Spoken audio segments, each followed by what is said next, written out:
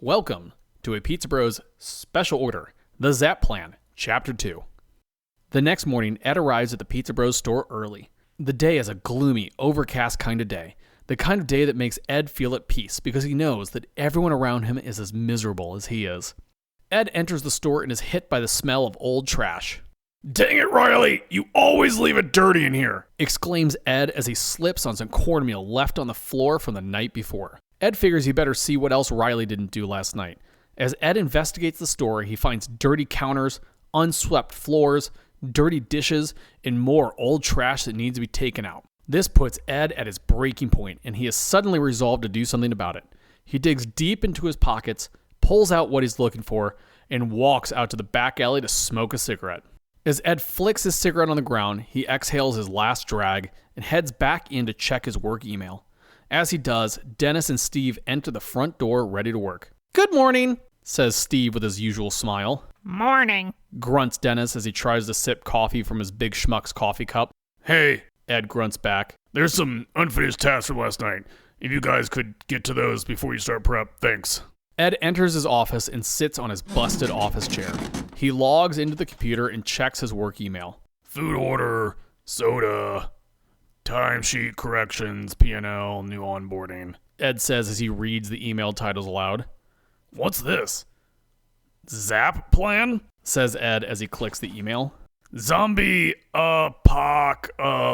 Oh, apocalypse. Pizza preparedness plan. That's weird. Says Ed as he struggles to pronounce unfamiliar words. Ed reads the rest of the extremely detailed email. There are instructions, blueprints, schematics, and more information than Ed's little brain can possibly comprehend. Ed scratches his head, looks back at the email, and deduces that this must be a joke. Ed takes a deep breath and lets out an exasperated sigh. What a morning, he thinks to himself as he shakes his head. "That was one heck of a sigh," says Dennis as he enters Ed's office. "What's up now?" "Oh, usual stuff. But what really got me today is this email. I mean, it's gotta be a joke," says Ed. Ed points to the Z.A.P.P.P plan email on the screen and for once proactively calls his boss Debbie.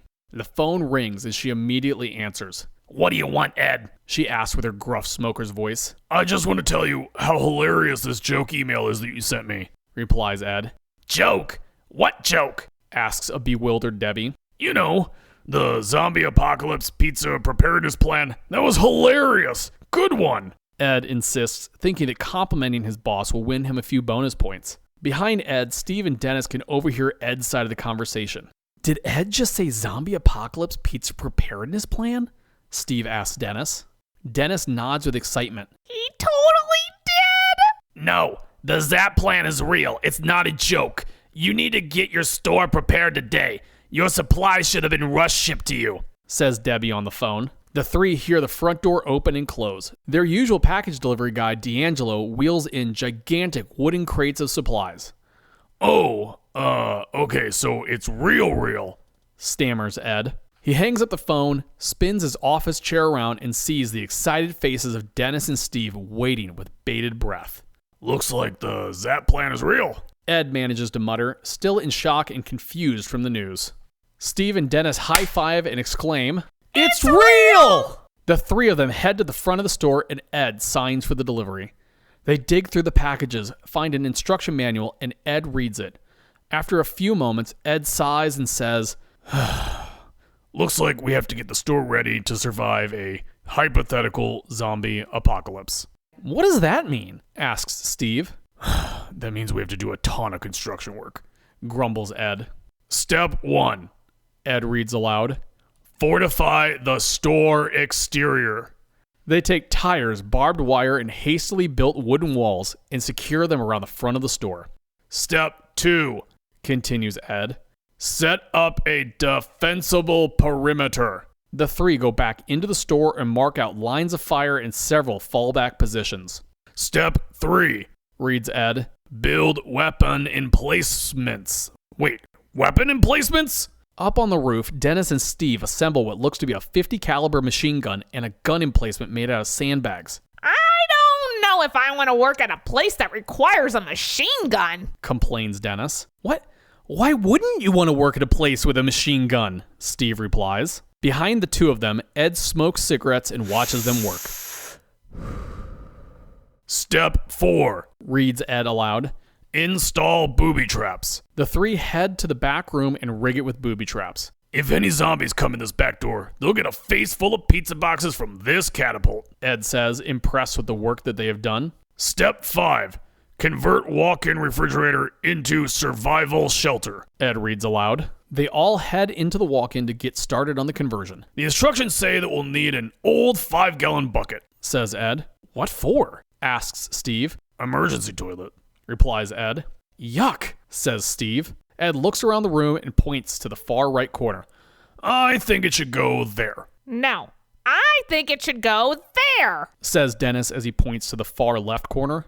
Guys, seriously, why are we putting a toilet in the walk-in? The bathroom is literally across the hall, objects Steve. It's not a regular, everyday use toilet. It's for emergencies only, insists Ed. I know this is all a joke, but it's still gross. There's food in here, protests Steve. Since the store just so happened to be extremely slow that day, the three spend the rest of their shift converting the store into a zombie-proof fortress. As they finally finish, the sun has already set and they head out back to leave the store and go home. Thanks for all the hard work today, says Ed. As silly as it sounds, it's good to know if there ever is a zombie apocalypse, our store will be ready. Not that zombies are real or anything, he says with a laugh. Did anyone ever explain why we did this? Steve asks. No. You know, that's just how it goes around here, says Ed. What's the old saying? Ours is not to reason why or whatever. Unable to leave a quote unfinished, Steve chimes in. Ours is just to do and die. Into the valley of death rode the 600. What? Ed asks, confused. The saying, you just said it's part of a poem. You know, The Charge of the Light Brigade by Lord Alfred Tennyson, Steve offers. Steve sees a glazed over look on Dennis and Ed and realizes that neither have any idea what he's talking about. Never mind, he says.